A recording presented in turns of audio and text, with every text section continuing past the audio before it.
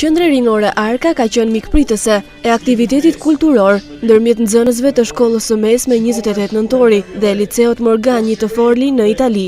Ky aktivitet u organizua fal binjakëzimit të realizuar ndërmjet këtyre dy shkollave në vitin 2015, ku nxënësit kanë lexuar një përmbledhje të teksteve të letërsisë klasike shqiptare, italiane dhe greke. Nxënësit e gjimnazit dhe 28 nëntori seksioni 2 gjuhësh ka mirëpritur një grup studentësh dhe mësuesish nga gjimnazi Morgani Forli, që një vit më parë ne kemi nënshkruar një marrëveshje bashkëpunimi në fushën kulturore dhe sot ishte një takim i radhës dhe ishte me të vërtetë kënaqësi ardhja e tyre në shkollë dhe ky aktivitet i zhvilluar në qendrën Arka.